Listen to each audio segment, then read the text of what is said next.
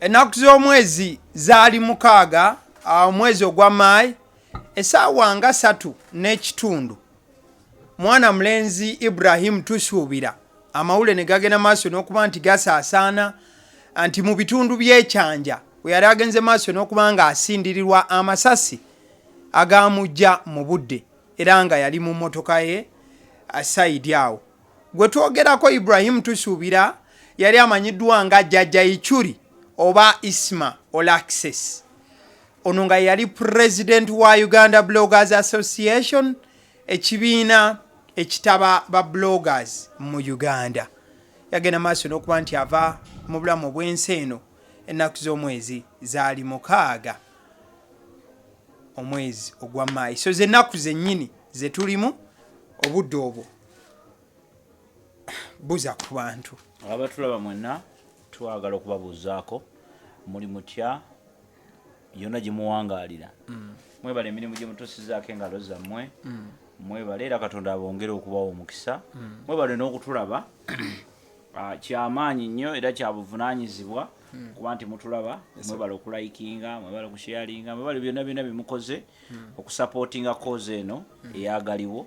ate n'okutusapootinga ffe ng'abantu olw'ebyo bye twogera kubanga tuba tubyogera mu mutima gwa kugezaako kugatta ku community zaffe mwe tuwangaalira. So buli we mukola ekintu ky'okulayikinga ne musharinga ne mukola biki ne mukomentinga abavuma yes nabo tubaaniriza tubasiima mu ngeri yammwe kubanga olusi kyekyo muba musobodde okukola then n'abalala mwenna tubawa nnyo ekitiibwa to the maximum kuba tukimanyi nti without you ate waki tubeera wano. So nze njagala wagaze kubeebaza bwebaza kale nga bwe tuli mu nnaku nti ze zino ennaku Jaja Ichuli we yaviira mu bulamu obw'ensi eno. I wanted you to pay your tribute ebitonotono bye walabako ku Jaja Ichuli kuba wamusembererako.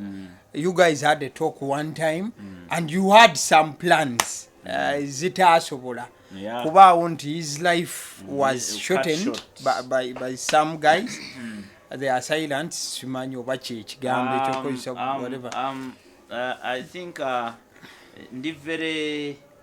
am in a mixed mood. Nti simanyi if I'm supposed to be happy or I'm supposed to be sad, but all in all nebaza Katonda olw'obulamu bwa Ichuli Isma All Access kubanga bwalina impact nene eri obulamu bw'abantu abawerako. Isma teyazaala mwana mu nsi ali biological naye yafuna emikwano gye mingi nnyo, baganda be bangi nnyo, bantu bangi nnyo abakugamba abafuuka baganda be, abafuuka mikwano gye, abafuuka abantu be. You know, Isma was ndoza mu byonna Isma kye yalina kwe kwagala. Isma yalina okwagala okwenjawulo okwaddala nno yali yekyanga naye nga yalina okwagala okwaddala eri abantu abalala. Nti Isma ye muntu eyalinga alina style ey'okuba nti bw'abaako bw'omutuukirira for example olwaleero nga takulabangako tomulabangako mubanga ababadde mwenna mubanga abadde akumanyidde emyaka mayi waliwo abantu ab'ekikulu ekyo nti omusanga n'ateesika okyegedde. Nze namusanga emirundi mingi kiro n'emisana naye nga Isma nga teyeesikira ku muntu kati nze nasooka okumulaba nalinze olwo nali njagala okumulaba naye okuva lwe namulaba yalinganga kyali wange nti oba abadde mukwano gwange ate nga si bwe kyali nti oba twali tugira naye I supported a lot what he was doing. I was looking up to him mu bintu bingi much as waliwo bye twali tukkiriziganyako era nga nzikiriza nti si bituufu naye nga yali musajja wa ddala kwegamba manyi abantu abaddala okyegedde. Isma was one of those. So for me, with all due respect, tata ne mama n'abantu bonna baganda be n'abagenderako bonna, first of all twagala okwongera okwebaza Katonda abakuumye n'abagumya n'ekiseera kino kyonna It is very unfortunate. It was very unfortunate kubanga omuntu nga Isima teyalwala nti twamujjanjaba. Okyegedde nti oba twamujjanjaba bulamu ne bukoma nyine boba ogenda ziika muntu gaba ne taata tumujjanjabye oba maama tumujjanjabye oba omuntu waffe oyo bambi abonyebonye n'obulwadde tumujjanjabye naye you know someone from just blue poop dead. Si kyangu ku containinga kigumu kubanga omala emyezi egiwera nga tonnabana kukkiriza oba yafa oba ndoota fighting that trauma. So ekyo nkyebaliza Katonda nti basobodde okuba nti balwanye olutalo olw'ekikula bwe kikyo era nzikiriza nti bajja kuluwangula. Taata namulengeddeko yesterday omwami Bukenya Media era Bukenya twagala okwebaza ffe nga wano nga kugaliwo njasinzira wano kugaliwo era nkyakwebaliza ddala naye njasinzira wano kugaliwo nkwebaze Bukenya Media olw'okuba n'omutima ogwagala abantu n'okujjukira abantu bangi mikwano gyaffe bwe bava ku maaso bakita buti okyegedde naye Bukenya oyo gwolaba njijukira Bukenya ne yayimirira ne Isima mu bulamu ate ayimiridde naye ne mukukola ki ne mukugenda senga ojjukira bulungi Isima waliwo batwalira channels ze yabeera nnyo ku channel yani ya Bukenya Media nga kwawangaalira okyegedde batwala channels ze zonna waliwo embeera awo ey'okwagala okuvuyavuya information ye gye yagira Facebook ndozo waliwo abalipotinga channels ze strikes ne batwala channels ze nasigala nga akolera ku Bukenya Media. Era olaba nti content mungi yamukolera ku Bukenya Media but ekiseera ekyo omuntu eyakwatanga channel ye n'agikuwa nga gwe Ichuli amanyi Ichuli ge yaliko va kumanyi naye controversy kyetegeeza amanyi tegeeza mu bigambo byali bigumu kibigambo byali bigumu nnyo kati ng'oli okukwata channel ye ng'ate neyo bagitutte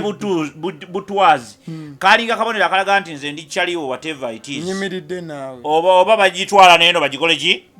bagitwale. So it was gwali mutima ddala ogulaga nti omanyi mu nsi olina okubaamu n'owuwo Chaliwo buli muntu mu nsi ekyo ntero kigamba abantu oteeka okudde okuba n'omuntu era nze nzikiriza ninayo abantu bange ate ninayo n'abantu bembeerera bo nga nange ndi waabwe nti nze waliwo abantu abatanyiiza ne bwankola kitanyiiza kyali wange ontegedde nga ne bwankola ki olwa respect gye mulinako nga tanyiiza ne bwanyiigira nze simunyiigira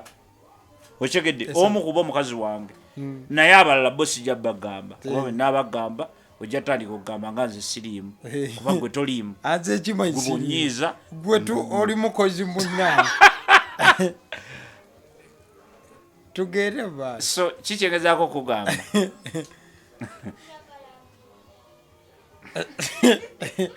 tujja tugende baasi so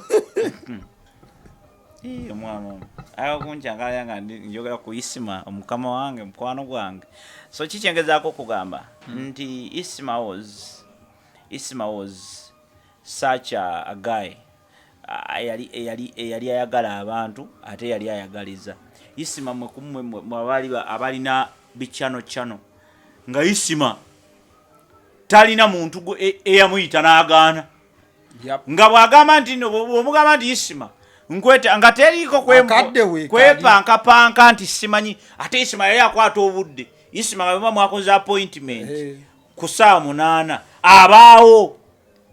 si bana basooka okwemoola n'asooka neyenyoola n'asooka n'abanga azifu agenda kwogera golodi ate oluusi byagenda kwogera na makulu mwe bali boogera bigambo tebalina makulu naye ng'ate ayogera nnyo ali awo kwegamba weebuuza what is the purpose. Isima ekirala kye namwagalako era kye muwayako obujulizi ne tribute ey'amaanyi nti Isima was a problem solver. Ontegedde nze nakugamba wano nti nze ekimu ku byandeeta mu kwogerayogera wano n'abantu nze nali nkola art wange era nze tewali nsonga eyinza kunnema kuyisa mu art okiraba mukisanga Uganda waliwo kye tutasanyako waliwo kye tutayisaamu ondaba mu buntu bwawe wa TikTok ondaba I can do art mu ngeri yonna nenkutuusaako message yonna nga bwemanya wagikutuusaako nga bwe njagala precise and clean ate n'osigala ng'onyumiddwa naye okutandika okwogera bwe nti kyava kuyisima ng'afudde kyampisa bubi because nalaba omuntu yali ayogera ebigambo byensobola okwogera ng'ayafudde neŋŋamba kakati ani aliwo nensooka nenkiwa obudde nenkiwa emyezi nenkiwa ebbanga nenkiwa kwanasooka kukolayo buvidiyo obumpi oba bujjukira bali baddakiika 5 nga ndowooza 5 obuno bwe nagenda nabo nindaba yisima era nabaako byeyaŋŋamba nembigaana nansekerera naŋŋamba waate nemugamba wa sijja kola sijja so kakati lwe tusooka okusisinkana that was it ng'atandise n'okukola ebya association and all that naye isima kyenjagala okumwogerako nti isima yali waddala nti isima was a problem solver abantu bangi boogera ebigambo nga byongera kwonoona bwonoonyi nga talina kyasolovinga nga bisajjula busajjuzi okyegedde kwegamba isima ye muntu yali agambanga nti ekyo kikyamu newankubadde kyabanga kigumu naga ekyo kikyamu mulina kukola bwe muti ne bwe mutya ne bwe muti era ffe kyovola tebatwagala tulinamu akasigo ka isima kubanga ffe tugamba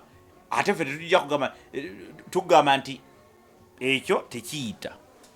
kubanga ABCD kati waliwo bano abamu betulina ennaku zino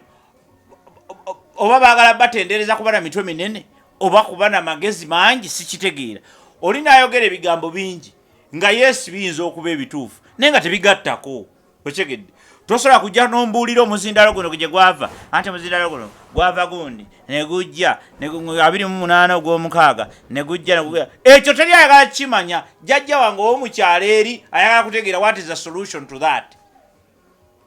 yisima 70% ekyo yakikola ki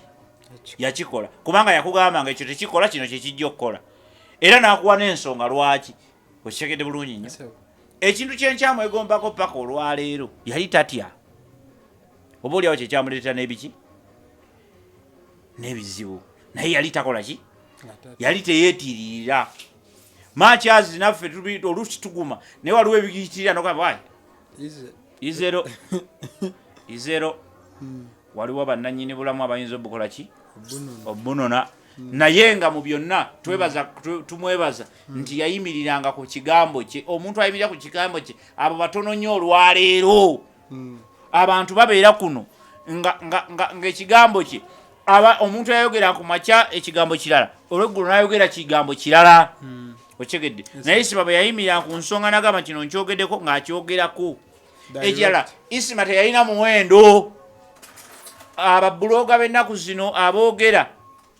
kubanga nze ama community expert nakugamba nze nakkiriza ne ŋŋamba kankole ekyo kye nasoma ama community expert abantu baffe mwenna naddala abasinga abali ku gundi ku bino ebyokwogera temulina kyebayita muliko kyebayita omuwendo buli kasita ofuna omuwendo mu bulamu bwo nakugamba olulala nenkugamba nti teri malaaya wa bbeeyi teri era toddangawo gwe n'ogamba nti teri malaaya naye nze ndi wa bbeeyi omuntu yenna alina omuwendo taabeera wa bbeeyi oba wa layisi kubanga oba oyagala oba toyagala bajja kukugula oli ne bwabanga someone will get that money gojja kuddawo nze ndi malaaya naye nze ndi wa bbeeyi oyo tasobola kukugula kati bwe yeetooloola mu buwaati bwe yeetooloola mu buwaati adda ne sente ezikugula so teri malaaya wa bbeeyi ekyo tokirowoozangako so babulogas oba abantu kale aboogera kubanga abamu ndaba kati isima murankinga machazi yaite yasoma bye nasoma murankinga mu Uganda nga omu kwa community experts betwalina yaite yasoma wa community expert yatasoma community development naye yali alina alina ekirabo kya community development era mu rankinga era y'omu kunzi nga alinga nze. He was number 1. He was number 1 nze ndi number 2 mu community. Teweteka mu number. Kyengeza mu number 2 mu number 2 anti kati nze number emu waliwo kuboogera bonna bakuwa empapula zaabwe baziteeke waawo oba kulika community expert tekuli tebasoma kyovola abantu tebasobola lungamya community ate bebasajjula community tusigale nnyo ku Jaja Ichuli. So kyenkugambe ekyo so naye anti bwe tuba tuwogera ku mulambo ku mufu for that matter bwe tuba tuwogera ku muntu eyafa oba omuntu ng'afudde ng'oba waliwo omulamba awo waliwo afudde ebiseera ebisinga lwe twogera amazima kuba amazima abantu bagawulira nga babagamba nti mulokoke namwe mugenda kufa mubeere ng'ono gwe weerowoozeeko ayogera mu bantu bw'onoofa bagenda kukwogerako ki omusajja banne yali awemula yali ayogera ekigambo n'owulya nga kizitowa bwe weerowoozeeko gambe nti nze bwe ndifa bandijogerako ki so kikulu nnyo okukoleresa obuno obudde obw'ekikulu nga kino okujjukiza abantu okulokoka nti mulokoke mutegeere obulungi obuli mu kuba nti olina kyogasse ku kifo wowangaalira ontegedde nga Isima kyeyakola ki kyeyakola so okubeera friendly gwe bantu bameka abafudde nitubeerabira netutaddamu nakubalowoozaako bangi ontegedde bangi nnyo bafudde tuzeemu nakubalowoozaako okigedde naye ng'ate babaddewo naye kubanga olusi tubulwa nekyetubalowoozaako about then n'emikwano emirungi yakola emikwano emirungi mingi era bano bonna abantu bakikozerwa mukwano nze nalabye abantu abatagatta mu ndowooza naye nga bali bonna wamu for the cause of Jaja Ichuli. So Jaja Ichuli continue to rest in peace. Ontegede bulungi nnyo. So tuberemu n'ekyokuyiga mu bulamu bw'omusajja oyo. Ky'omusajja oyo yali waddala. Yali ayagala abantu, yali ayagaliza. Ichuli kumpi buli bloga buli channel yajiwa content. Yep. Wano oyita abantu bameka ne bakuba ebikuubo. Nakugolesa tenjija ate lindako ate kankulabe kanje ku 8 n'otuka ku 8 nakuba ku 12 nagamba sijja kusobola kujja tukwataka n'endowooza olulala ontegedde nenga ne byadagera okugera tibine basonyiwe naye ekikulu kya byonna ekikulu kya ate bagenda kunkola ki tugende maaso nti nkulira nga yagala okubati okuntisatisa so kyengezaako gamba nti Jaja Ichuli may his soul rest in eternal peace yongere okurestinga bulungi n'abantu be kati tuddeyo wali Ichuli teyafa bufi Ichuli teyafa bufi ekyo twate tulina okyejjukiriza Ichuli teyafa nti yalwala n'agenda emulago obulwadde ne bumutta Ichuli baamukuba masasi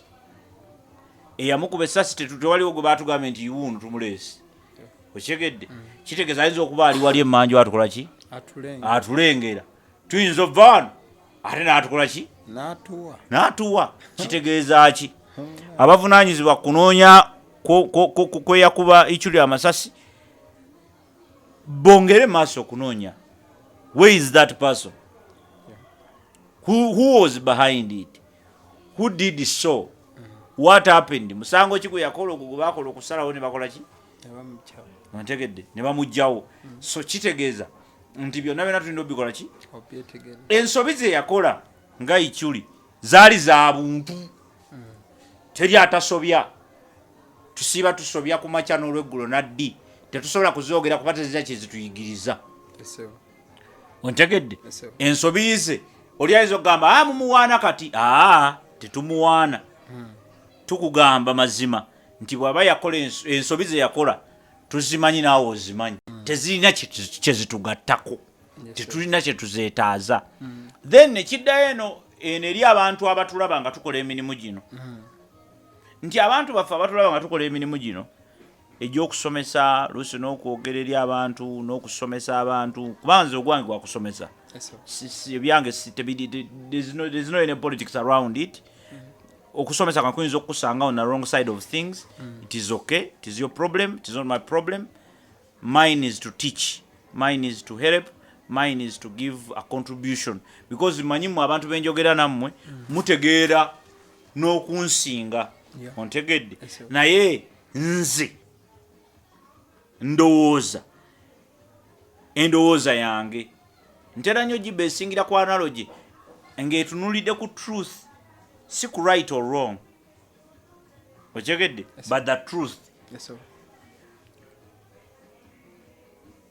Bwe tuba tukola ebintu bino mutuvuma, yogera kyo yogedde ku kikulu, kubanga yogedde ku Kyagulanyi, kubanga era Kyagulanyi waffe, kubanga era gundi, kubanga yogedde ku NRM, kubanga yogedde ku People Power, kubanga yogedde ku Jema, kubanga guwagira nnyo Jema, kubanga gwe biki, otegedde. Obwongo ne bukulowoozesa nti I'm short to that level. I am not short to that level. I am taller than that. Otegedde. Nyinza okuba nkyogeddeko nga ntunuulira amazima agakirimu. Goyinza okuba otunudde right or wrong, nze ntunudde amazima agakirimu ne nkugamba nti kyekyo kyendowooza ku nsonga eno, kuba ensonga yeeno. As we are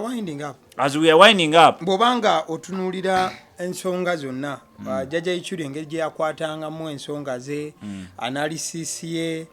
that aggressiveness, engeri gye yadeliveringa points n'ebintu ebigwa mu kowero. Olabanga essaawa zino abamu ku ba analysts be tulina ne ba bloggers bakyasobola okulwana okutuwaako ku quality eyo etuukako mu buufu obwo, era bwe baba tebasobola kiki ekisobola oba nti kitulemesa kye beetaaga okukola perfecting their craft. And ekisookera ddala omuwendo, nakugambye kasita weeteekako omuwendo oba ogenze, kasita abantu batandika okukugamba ebyokwogera nga bakusasudde oyogere kino, bamanyi okugamba nze waliwo yankubira essimu nangamba jangu okube ku gundi ono gwe omusobola wekka konza nze sikuba bantu, gwe genda omukubi, nze sikuba bantu, okyegera. Waliwo emasimu gangi gofuna ng'oli agamba naye lwaki tokuba ku bagundi bano, nga nze nsobola okuboogerako mu ngeri ndala because seetaaga kubakuba, okyegedde. Of course bo beekuba naye nze sosoba bakuba, lwaki mbakuba, okyegedde. Kati buli weeteekako omuwendo oba okoze eki ogenze. Kati ate abasinga be tulina olwaleero baliko omuwendo basasulwa, okyegedde, basasulwa, oli asasulwa era bafaayo nnyo ku views zaabwe, kyova boogera n'ebitasaana kubanga ayagala views, boogera n'ebyobulimba kuba baagala views, boogera n'ebikankanya ensi kuba baagala ki views. kakati nze awo si wendi, kati Ichuli yali talina eyo gwe mutima gwagala views. Ichuli kyova yamala ebbanga ddene ng'ayogera nga talina channel, okyegedde. Era ekyo nange kinaadoptinga, nagamba sijja kukola channel, nsobola okukola channel yange nembeera okuma nemolera okwo bulungi nnyo. Bino byensobola okwogera ate neetaaga omuntu okumbuuza, nsobola okubyogera. Naye lwaki sitagala channel? Channel ojja kutandika okwagala channel etambule, views. Kati bw'otandika okwagala channel etambule kiba kiyiise, oba ogenda kukiyiwa. Kati Ichuli awo yasingira abantu bonna nti kizibu nnyo okusaa kati buli muntu oliba mukyaza emirundi egi n'akola channel. Kasalabayo kukke ku channel yooli nga eri ku ye ng'akola channel, tobamanyi ng'akola channel. So and that's where we have a problem. Ze channel zange na kusigala za zinga yaffe, ezange ez'omuntu eziri personal, channel za zinga yaffe, nze ndi artist and a community expert, byombi nabisoma, nina empapula zaabyo byenja okukola. Gwe bw'oba olaba nga ninamu ensa ng'olina kyoyagala okumbuuza, nange mpe contribution yange ng'ompita nga njijja, ontegedde. Akati ekyo ngezaako okukulaga wali wenkugamba wali wagundi ababana abagira nti abantu bangi balaba omuntu ng'akola ebintu ne bamuzala wala oba ne bamuvuluga ne bamuvumavuma. Ichuli y'omu ku bloggers abaakavumwa ennyo mu Uganda, abazinga ovumibwa. Olwaleero yasinga okuwaanibwa. Lwaki? Kitegeeza abantu bali plastic ba mitima mibi balimba. Ayogera kino naye ng'ategeeza kirala. Bwe bavuma Ichuli abasinga okumuvuma naye bawa ne speech ate kufaakwe. oba ntegerekeka mukufuna sebo nti oli yavumanga Ichuli nga bwali omubi nga bali munanfuusi nga bali owenkwe nga bamugula ngera banaffe batugamba nti batugula oli yagamba nti kino kikyano bakigula okyegedde oba risiiti baziwaani simanyi naye kati bwe byavaawo bennyini be batandika okujjayo bye yayogera nga babisala kubanga bisuutinga agenda yaabwe ne babita n'obuuza where were you fools where were you okyegedde bw'ogenda notuna original videos ezo n'ebigambo bye bamuvumirako nga the same people abamuvuma kati ate be babusalamu abasinga okumuvuma nekufaako bawa speech oba ntekerekeka so those are plastic creatures betutalina kuwa nnyo budde betulina just okutunulira nitugamba nti okay Katonda nga bwayonoona oluusi emyaka n'abaza ebitengotengo ku kkubo ekyo kisoboka but what we want to say is our soldier our fallen soldier Jaja Ichuli rest in peace twagala okwebaza abantu bonna bakibaddemu bebekulu namulabyeko webale nnyo okubeera owaddala abo be basajja abaddala nti bebekulu kyayogera ku makya so kiddamu olw'eggulu bangi tebasobola kwogera bigambo bazzeemu ku makya kyovala nti bebekulu yabaddeyo yali mukwano gwe bagundi bonna babaddeyo bali bakwano be Bukenya nkugambe yamuwa ne ku chano nga chano ye bajigize benyini abagiyooza bannange embuwezo abagiyooza benyini abaji bu reportinga ate kati be basalamu mu video bubakolera ate sense gwe bakola ki gwe baagala so abantu bankwe bwe bate bafaanana naye twagala okwebaza Katonda era tubebaza namwe mwina abamuwagira mwebale nnyo abantu abamuwagira kuba mwe mwamufuula kyali mwebale nnyo okumuwagira mwebale nnyo okuteekayo obudde bwammwe mwamulabanga ne mukomentinga abamu yabalwanira n'entalo omanyi nti abantu bavaayo ab'enjawulo ng'ali agamba bannange wali omukyala ono mukyala gundi mukyala mukwano gwe eyagira mukyala mukwano gwe yakola atya eyatwalako omwana n'agira omujjukira eyatwalako omwana erinnya nno limbulako eyatwalako omwana oba neyayambula oba ekukyusa engoye obaani maama Kulusumu okimanyi nti yagamba nti bannange omusajja yantaasa ku bantu abaali bakola ki baali bantwala yes anti kugambe Ichuli yali waddala bw'omunyiiza ng'akugamba nti onyiizizza ng'era bwakusanyu bw'aba ayakirate ekintu kyagala okukuyamba era ng'akikuyamba obanga he was that real abantu bangi balowooza nti otambulira ku ludda olumu ng'ekinyira okyegedde oyo omusajja teyali kinyira yali waddala ng'alina obudde nga bukedde alina obudde nga buzibye nga bw'omunyiiza akulaga nti onyiizizza ate era bw'oba nga tomunyiizizza era akulaga nti ng'onsanyusizza as simple as that so and that's for me that's a bottom line he was a real person he was clean abamutta tubasaba mwejjeeyo kuba ne bemutejjeeyo bajja bakwata mwejjeeyo kubanga bayinza obutabakwata kukuno omulembe oba gujja ne bali bakwata olunaku lumu tujja kutegeera amazima olunaku lumu one day omuntu teyeefiira ebuuka bufa bubuuka